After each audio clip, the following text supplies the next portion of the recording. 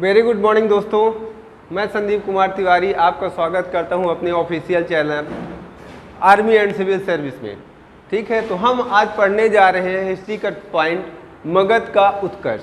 मगध का जब उत्कर्ष हुआ 6वीं शताब्दी ईसा पूर्व, तो इसमें कौन कौन से राजवंश आए उनको देखें, क्योंकि ज़्यादातर लोगों को कठिनाई होती है इस चीज़ों को पढ़ने। क्योंकि आपको इसमें अगर आप एसएससी जीडी का पेपर देने जा रहे हैं या व्यापम का एग्ज़ाम देने जा रहे हैं तो आपसे इनके संस्थापक पूछ देता है। ठीक है, इनकी राजधानियाँ क्या थी ये पूछ देता है, इनके कार्यकाल में इन्होंने क्या किया ये पूछ देता है। ठीक है, इससे बड़े एग्जामों में आप जाएंगे तो आपको बहुत कुछ देखने को मिलेगा। तो इसमें सबसे पहले देखते हैं कि कौन कौन से राजवंश आते हैं 6वीं शताब्दी ईसा पूर्व में। तो देखेंगे सबसे पहले इसमें एक आता है आपका हर्यक वंश आता है। सबसे पहले यहाँ पर हर्यक वंश आया। हर्यक वंश बाद आता है आपका शिशुनाग वंश। जैसा इसका नाम है शिशु, यानी शिशु के समान ही था, लेकिन हर्यक वंश के शासक के काल समय ये अमात्य हुआ करता था और इन शासनकाल की तब मृत्यु हो गई तो ये नया अपना वंश रखता है, शिशुनाग वंश की स्थापना करता है। उसके बाद हम आगे बढ़ते हैं तो नंद वंश आता है, और नंद वंश के बाद जैसे ही हम आगे जाएंगे तो आप पहुँचेंगे मौर्य काल में, या मौर्य वंश के नाम से जिसे हम जाना जाता है। अब इस वंशों के आने से पहले अगर हम देखें कि मगध की राजधानी क्या थी, तो मगध की राजधानी जो थी तो उन दिनों पर राजधानी राजगिरी थी जो बाद में बना के पाटलिपुत्र रख दी गई। तो ये राजगिरी से पाटलिपुत्र कैसे आई इस चीज को देखेंगे। अब यहाँ जब हर्यक वंश आया तो हर्यक वंश में कुछ शासन आए और वो शासक अपने अपने कार्यकाल में अपना अपना काम किए। ठीक है, तो कौन कौन से शासक आते हैं हमारे हर्यक वंश में। तो हमारे हर्यक वंश में सबसे पहले आता है जो इसका संस्थापक होता है बिंबिसार। बिंबिसार ये जो है तो हर्यक वंश का संस्थापक कहलाता है। ठीक है, बिंबिसार के बाद आ जाता है आपका अजातशत्रु। अजातशत्रु आता है। अजातशत्रु का एक बेटा होता है उदायन आता है। उदायन आता है यहाँ पर, ये तीन आते हैं, फिर इसके तीन पुत्र होते हैं, वो हमें नहीं देखते रहता है। ठीक है, इस वंश को हर्यक वंश को हम क्या कहते हैं, पितृहर्ता वंश। अगर कभी पूछे कि किस वंश को पितृहर्ता के नाम से जाना जाता था, तो पितृहर्ता के नाम से जाना जाता था हर्यक वंश को। इसको क्योंकि पितृहर्ता इसलिए कहा गया क्योंकि यहाँ पर जो है तो ये सब अपने पिता की हत्या करके ही गद्दी पर बैठे हुए थे। ठीक है, इसलिए इन्हें पितृहर्ता वंश कहा जाता है। अब हम देखते हैं सबसे पहले हर्यक वंश को, बिंबिसार को। तो बिंबिसार जो था, तो बिंबिसार के शासनकाल को समझने से पहले हम एक चीज और देख लेते हैं कि यहाँ पर हम कहते हैं द्वितीय नगरी क्रांति। ये इस चीज को हम जब मगध का उत्कर्ष होता है तो द्वितीय नगरी क्रांति के नाम से जाना जाता है। तो इस चीज को हम समझेंगे कि द्वितीय नगरी क्रांति वर्ल्ड कैसे आया और क्यों आया और क्यों बना। ठीक है, तो द्वितीय नगरी क्रांति जो वर्ल्ड बना, द्वितीय नगरी क्रांति, इस शब्द का जो सबसे प्रथम प्रयोग किया तो एक व्यक्ति थे जिन्हें हम कहते हैं गार्डन चाइल्ड। ठीक है, गार्डन चाइल्ड महोदय आए। गार्डन चाइल्ड महोदय ये आए और सबसे पहले अपनी पुस्तक द अर्बन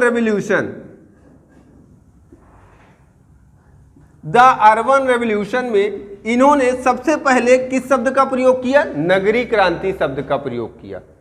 और नगरी क्रांति शब्द का जब प्रयोग किया इन्होंने तो कुछ बातें रखी, कुछ तथ्य रखे कि किस वजह से हम इसे नगरी क्रांति कह रहे हैं मगध के उत्कर्ष को। क्योंकि जब ये द्वितीय नगरी क्रांति आई तो हम देखते हैं कि यहाँ पर सबसे पहले क्या होता है, धार्मिक वर्ग का उदय होता है। धार्मिक वर्ग का उदय होता है। पहला तथ्य उन्हें यह मिला कि यहाँ पर धर्म का प्रचलन और धार्मिक वर्ग का उदय हुआ। दूसरा देखते हैं यहाँ पर शासन व्यवस्था। शासन व्यवस्था, शासन व्यवस्था क्या होती है, एक सुचारू रूप से शासन व्यवस्था शुरू की जाती है। और तीसरा क्या होता है, कर व्यवस्था को सुव्यवस्थित किया जाता है। कर व्यवस्था जो है तो सुव्यवस्थित हो जाती है। ठीक, इन कुछ वर्डों को देखकर उन्होंने इन कुछ शब्दों में लिखा कि ये सब एक सुचारू रूप से चलने लगे और राज्य का प्रशासन अच्छी तरह से चलने लगा, जिस वजह से इस समय को हम नगरी क्रांति कहते हैं। अब नगरी क्रांति के समय ही ये सारे हमारे वंश आए, जैसे हर्यक वंश, सुनाग वंश और नंद वंश और मौर्य वंश। इन चीज़ों को देखने के लिए सबसे पहले आता है अपना हर्यक वंश। तो हर्यक वंश में देखते हैं, सबसे पहले जैसे मैंने बताया कि हर्यक वंश का जो संस्थापक होता है आपका, तो कौन सा होता है? बिंबिसार। हर्यक वंश इसका जो संस्थापक कहलाता है तो बिंबिसार कहलाता है। ये बिंबिसार आता है और हर्यक वंश की नींव रखता है। अब कोई भी व्यक्ति आएगा, मैंने आपको बताया था कि उन दिनों पर भारत में 16 महाजनपद थे। तब इन 16 महाजनपदों में मगध में जब ये अपने साम्राज्य की नींव रखेगा यहाँ पर, ठीक है, तो अपने साम्राज्य को बढ़ाने के लिए कुछ कार्य करेगा और अपने साम्राज्य को बढ़ाने के लिए भैया दूसरे सीमाओं को या दूसरे राज्यों को अपने राज्य में मिलाने के लिए कुछ कार्य करेगा। तो मतलब उसने क्या किया कि एक प्रणाली बनाई, 2 नीतियां बनाई युद्ध करने की और दूसरे राज्यों को अपने राज्य में मिलाने के लिए। पहली इसकी नीति थी क्या? वैवाहिक संबंध।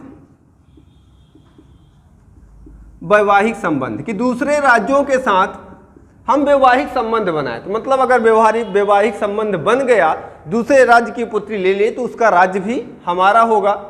ठीक है, मतलब सामने वाला भी हमें सपोर्ट करेगा, आगे युद्ध होंगे तो उसमें भी सपोर्ट। और दूसरा क्या है? युद्ध वाली नीति। तो सबसे पहले तब ये वैवाहिक संबंध बनाता है। तो 3 स्थान ऐसे होते हैं जहां पर वो वैवाहिक संबंध बनाता है। ठीक है, सबसे पहले हम देखते हैं कि चेटक की पुत्री के साथ वो विवाह करता है, जिसका नाम छेलना होता है। लिच्छावी गणराज्य की एक होती है छेलना। लिच्छावी गणराज्य की चेटक की पुत्री छलना जिसे कहते हैं, या उसी का नाम क्या है? छेलना भी कहते हैं। ठीक है, इसके साथ वह संबंध बनाता है, मतलब उस वैवाहिक संबंध से वो लाता है इसको। ठीक है, यहाँ पर सबसे पहले चेटक गणराज्य जो यहाँ पर आपको लिच्छावी मिलता है मगध के, ठीक, यहाँ पर वो सबसे पहले भ्रमण करने के लिए निकलता है कि भैया आज मगध से हम अपने देखेंगे गणराज्यों को किस तरह से कौन कौन से गणराज्य हैं।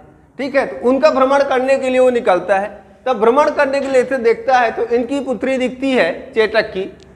तो भैया दोनों के बीच में कहते हैं ना, पहली नज़र मिली और पहली नज़र में प्यार हो गया। तो इन दोनों को यही हुआ। तो ये आता है अपने राज्य पहुंच के और कहता है कि भैया फरमान भेजो लिच्छावी गणराज्य के लिए। तो ये फरमान भेजवाता है कि युद्ध करो नहीं, अपनी बेटी के साथ मेरे से विवाह करो। तो वहाँ का राजा बोलता है चेटक कि भैया युद्ध करने से जनधन की हानि होगी, इससे अच्छा है कि भैया हम शादी ही कर लेते हैं। शादी कर लेंगे, दोनों की शांति बनी रहेगी, सबसे अच्छा तरीका यही है। तो ये क्या कर लेता है? शादी कर देता है और इस गणराज्य को अपने राज्य में मिला लेता है। फिर नेक्स्ट आता है कौशल क्षेत्र। सेकंड आता है कौशल क्षेत्र। तो कौशल गणराज्य की कन्या होती है महाकोशला। महाकोशला इसके साथ शादी करके क्या करता है वो कि कौशल गणराज्य को भी अपने राज्य में मिला लेता है। कौशल का क्षेत्र जो होता है उसको भी अपने गणराज्य में मिला लेता है महाकोशला से विवाह करके, यानी 2 हुए। और नेक्स्ट आते हैं, एक थी क्षेमा अंकी। ठीक है, इसके साथ शादी करके भी यहाँ का राज्य भी वो अपने क्षेत्र में मिला लेता है। मतलब वो यहाँ कुरु का भी विस्तार कर लेता है, कुरुक्षेत्र की क्षेमा से विवाह करके। मतलब 3 राज्यों को वो अपने क्षेत्र में मिला लिया, किससे? वैवाहिक संबंधों से। नेक्स्ट आ जाता ही है आपकी एक युद्ध संबंधी युद्ध नीति। युद्ध नीति से कौन? यहाँ पर था राज्य आपका अंग। अंग राज था। अंग में वो क्या करता है? युद्ध करता है। अंग में युद्ध करता है और अंग से युद्ध करके वो अंग को भी अपने राज्य में मिला लेता है। इस तरह से वो अपने राज्यों का विस्तार करता है। ठीक है, तो ये आपका बिंबिसार कंप्लीट होता है। और फिर राजगृह राजधानी कैसे बनाता है ये, तो ये अपनी राजधानी जो है तो राजगृह करके एक नगर बसाता है नया, और उसी को ही अपनी राजधानी बनाता है। तो ये हुआ कार्य बिंबिसार का, और इसमें इतने कार्य किए। ठीक है दोस्तों, जय हिंद। इस चीज में हम देखेंगे कि वन लाइन फैक्ट के रूप में क्वेश्चन कैसे बनते हैं। ठीक है, तो अगर क्वेश्चन एक बनता है कि राजगृह को राजधानी किसने बनाया, ठीक है, तो राजगृह को राजधानी जो बनाया था, आपकी जो राजगृह थी, या इसी को गृहब्रज भी कहते हैं, इसको राजधानी के रूप में कौन बनाता है, आपका बिंबिसार। ठीक है, एक क्वेश्चन ये बना। ठीक है, सबसे पहले मगध में किस वंश का उदय हुआ, तो सबसे पहले मगध में आपके हर्यक वंश का उदय होता है। हर्यक वंश का संस्थापक कौन आया, तो हर्यक वंश का संस्थापक आपको जो आया तो बिंबिसार आया। इस तरह से क्वेश्चन बनते हैं। और फिर अगर एक क्वेश्चन अगर थोड़ा और ऊपर या अंदर जाके पूछेगा तो आपसे ये पूछ लेगा कि अंगगण राज्य को युद्ध बिंबिसार ने किस नीति से अपने साम्राज्य में मिलाया, युद्ध नीति से, वैवाहिक संबंध से, कि परिचय के द्वारा, या इनमें से कोई नहीं, कुछ भी। ठीक है, तो युद्ध नीति से अंगगण राज्य को अपने राज्य में मिलाता है। काशी को कैसे मिलाता है, तो काशी जनपद को वो अपने वैवाहिक संबंध के द्वारा जो है तो काशी को वो दहेज में पाता है और उसको काशी में मिला लेता है। अब बिंबिसार का यहाँ से कार्यकाल समाप्त होता है। अब बिंबिसार की हत्या कर दी जाती है, और बिंबिसार के बाद उसका पुत्र आता है अजातशत्रु। अजातशत्रु के बारे में देखेंगे कि वो क्या करता है। एक चीज और है, हम बिंबिसार के बारे में बात कर लेते हैं कि बिंबिसार का राजवैद्य कौन था। तो बिंबिसार का राजवैद्य देखें तो कौन था, तो बिंबिसार का राजवैद्य जीवक था। और यही जीवक जो उज्जैनी के शासक चंड प्रघोत करके जो होते हैं, तो जब ये पांडु रोग से ग्रसित हो जाते हैं, मतलब पांडु रोग यानी पीलिया, पांडु रोग से ग्रसित होते हैं, तो उनके उपचार के लिए अपने राजवैद्य जीवक को भेजता है। तो ये क्वेश्चन आपके एसएससी जीडी में आया है कि जीवक किसके शासनकाल का राजवैद्य था या किसका राजवैद्य था। तो जीवक जो थे तो बिंबिसार के राजवैद्य थे, और किसके सेवा और सुसुप्त या उपचार के लिए भेजा गया था, तो उज्जैनी के महाराज चंड प्रघोट के उपचार के लिए बिंबिसार ने अपने साम्राज्य से इसको भेजा था। कहाँ, उज्जैनी भेजा था। ठीक है, तो ये हुआ बिंबिसार का शासन। अब नेक्स्ट चलते हैं हम इसके बिंबिसार के पुत्र के, कि बिंबिसार का जो पुत्र था अजातशत्रु।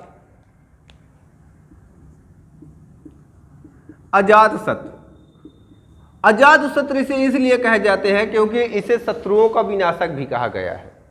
अजातशत्रु का नाम हमें जैन ग्रंथों में कुणिक मिलता है।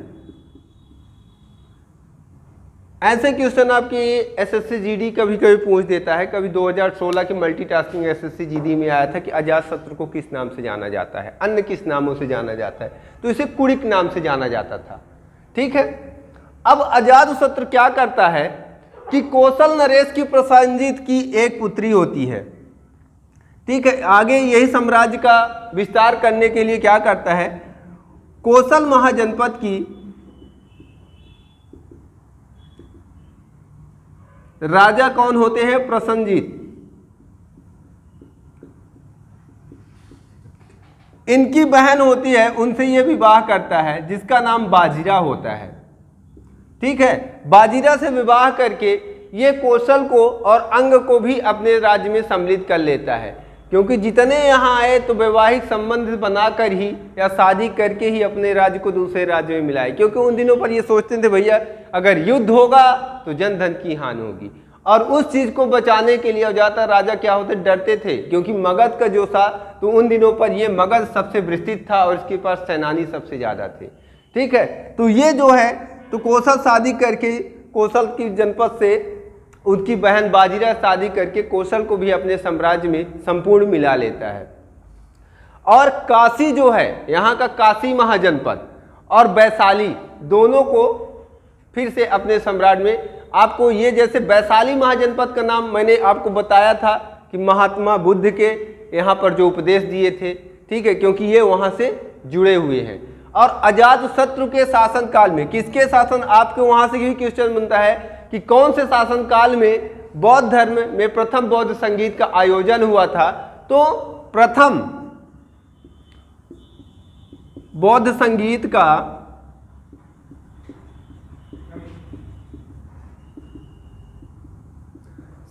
का आयोजन अजातशत्रु के शासन काल में हुआ था। किस गुफा में हुआ था? तो सप्तपर्णी करके गुफा थी, वहां पर प्रथम बौद्ध संगीत हुई थी। ठीक है, तो ये बौद्ध संगीत से क्वेश्चन आपका एक तो कंफर्म ही रहता है, किसके शासन काल में हुआ, तो इसको आप ध्यान से ध्यान रखिएगा। ठीक है, जय हिंद।